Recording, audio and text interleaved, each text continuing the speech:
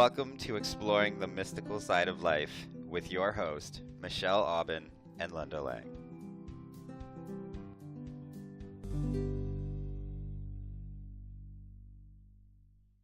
Welcome to our podcast for today.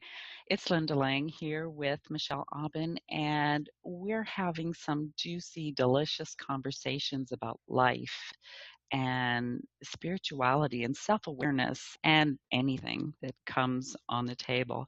So I'm really happy that you could join us today. My website is called thoughtchange.com. I'm a healer and mentor and intuitive guide, and I really, really like to do the deep dive with people and help them to release their emotional baggage and their limiting beliefs so they can find that beautiful gold that lives in their soul and help them make better decisions that are in alignment with who they have come here to be. It's a fascinating journey once we start. You and I, Linda, were talking a little about how I've sort of learned how to relax in my journey. And when I do, things become more amazing. It's almost like the less we plan and the less logical we try to be, I don't know, it just feels like things open up in a wonderful way. And a product of that is connecting with you and having this really enjoyable, fun project that we're doing together. Thank you, Michelle. You know, I totally agree with you. I haven't decided yet.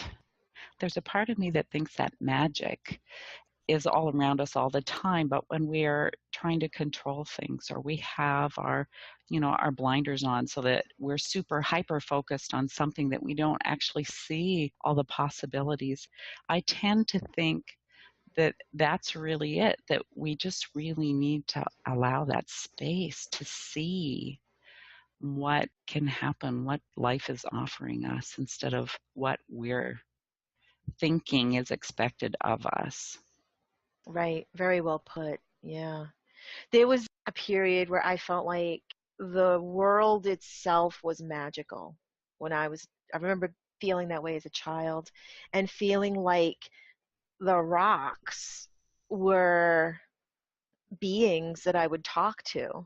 I did. I remember thinking everyone did that until I got a little old. I'm talking when I was maybe 5, 6, 7, when dirt is your toy, right? You go outside and you can play with the dirt and it's so entrancing.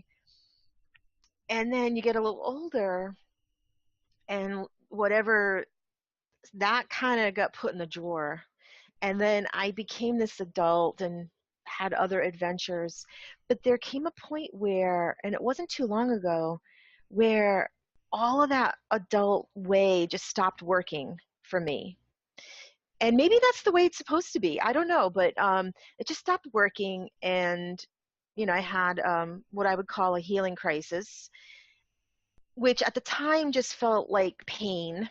And now moving through to the other side of it, I feel like I'm back to that place where I was when I was really little, where I'm just surrounded by these magical experiences.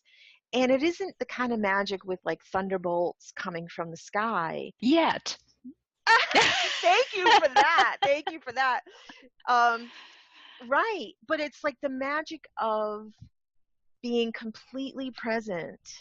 I was eating an orange and it was the most amazing experience because I was really fully tasting everything going on, which blows my mind because I've missed out on that for so long. I know. There's so much awe around us.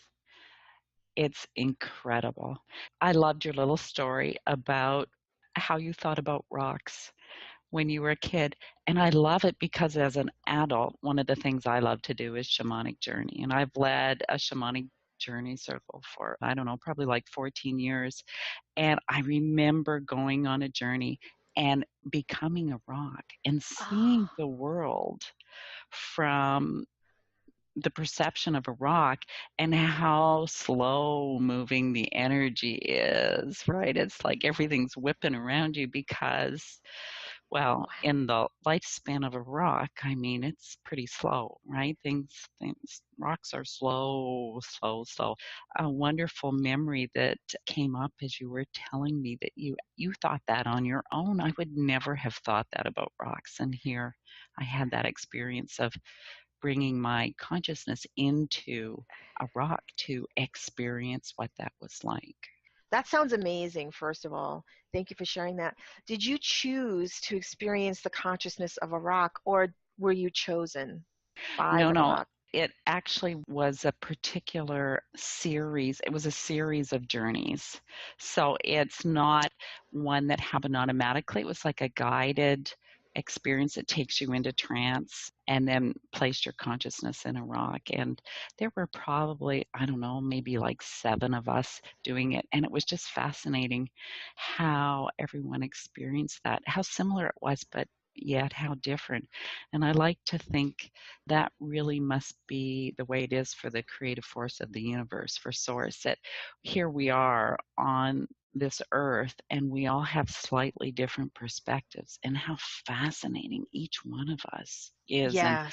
And our experiences are just like, I mean, it's better than going to the movies, really. Yes.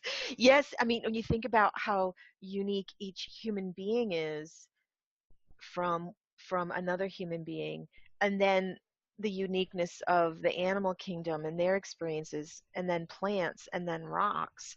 And on one level it can feel like completely alien, and on another level it sounds like you understood something on some level about Yeah. that rock. Yeah. One of my favorite shamanic journeys to do is to step into a tree. And I actually do that quite often because you can go down into the roots and up into the top of the tree and experience, the sun and the wind. And Wow. it's really interesting because how you see visually, at least for me when I journeyed, it became different because trees don't really have eyes like people, rocks don't really have eyes. So how they perceive was so different. And I love that journey so much. I actually recorded it. And that's something I'm going to keep in my back pocket for giveaways, because not only does it expand your own self awareness, but it actually kind of clears your energy system and revitalizes you. Really? You feel fantastic afterwards, just fantastic. So you feel fantastic because you've experienced the perspective of another being? I think you feel fantastic because, first of all, you've gone inside yourself and you've connected with the grounding energy of the tree. Mm-hmm. And also, the tree, the tree stands there. It stands in one place and it moves with the wind. It takes its nourishment from the air, from the sunlight, from the rain. I mean, it's just allowing all of your needs to be taken care of. So, on a symbolic level, which is something that the unconscious mind loves to work with, symbology, it's like it's like you've given yourself this message that I am connected. My needs are looked after. All I need to do is stand here and experience life and grow and evolve. Very reassuring. Absolutely. So, how could you not feel better if you take 10 minutes out of your day and just clear your mind of all the garbage, your to do list and pressure and stress and blah, blah, blah, blah? Just let it go and, come in to yourself and allow your mind to bring you to a place of peace instead of a place of stress. And you were able to bring that peace back with you. Yes. Instead of just visiting it, you brought it back. That's the powerful part of it, of what I'm hearing in that. Exactly. Which means it wasn't so much an escape. Sometimes we go through tough times, we're feeling pain, we're feeling anxiety. There are actual challenges in our lives that are difficult. It's easy to want an escape from that. I would say even if you wanted an escape for that, if you started from that, that place, there's no shame in that at all. If that's where you are and that's where you got to start, fine, and honor that. But as you do the processes, whether it's shamanic journeying or any other kind of healing, it's going to take you on a journey where the things that created stress for you before aren't going to trigger the same patterns, right? You're going to actually be able to shift things in your consciousness that allow you to experience your life differently. With the case of the tree visualization, you'll find that you have more strength, more alignment, because you're aligning your higher self, the canopy of the tree, with your consciousness, which is the trunk, and the roots, which is your unconscious. That's amazing. And it's fun. It's so much fun. I don't know. I don't know about you, but I like healing modalities that are effective and enjoyable. Oh, yeah. You have to honor where you are. Certain approaches might help me feel like I was escaping, but they had other consequences, like, for instance, I'll say using alcohol. I went down that road. Okay, so then you hit a wall, you hit a wall, you hit a wall. Now I embrace these other modalities that do feel wonderful, and they are easy, and they're not expensive, and they're a blast. And they don't give you a headache afterwards. They don't give you a headache, and they don't make you feel sick. They make you feel amazing. And your story of this journey with the tree is a great example. So yeah, none of this is about like judgment where people are, but it's inspiring to hear about something that can be fun and so transformative.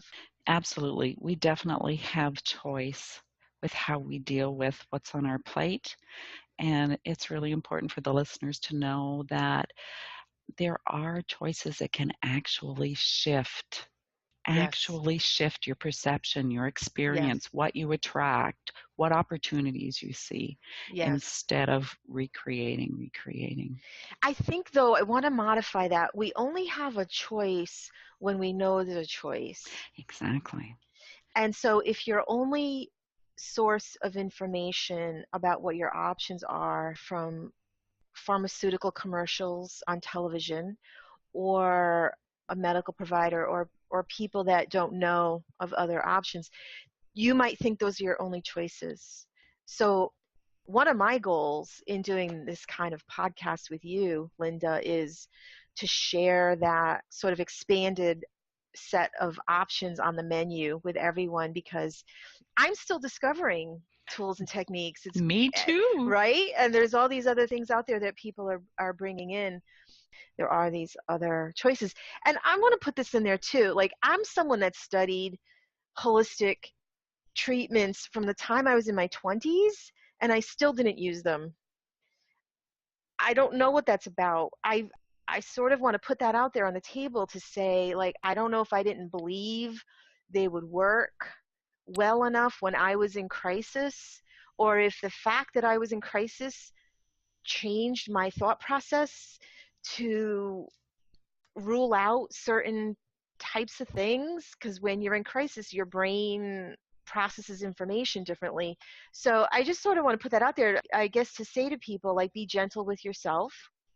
If you have gone down some difficult roads, it's all okay. Yeah, absolutely. Yeah. And that sounds like a really interesting topic for a future podcast. Oh, we're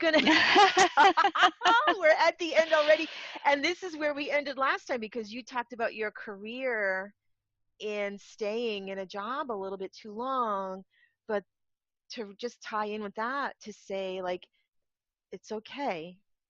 Like, there is no judgment needed. And who knows, maybe for some crazy reason, it's all perfect. Yes, I like that. Sometimes it feels that way looking back. When you're in the middle of the struggle, it doesn't feel that way. It doesn't feel perfect. At all. at Yeah. all. Exactly. So it's been wonderful to chat with you again today, Michelle. I can't wait till we meet up next time. I can't either, and the time has flown. Thank you, Linda. Thank you, listeners. Absolutely. We'll see everyone again real soon. Bye-bye.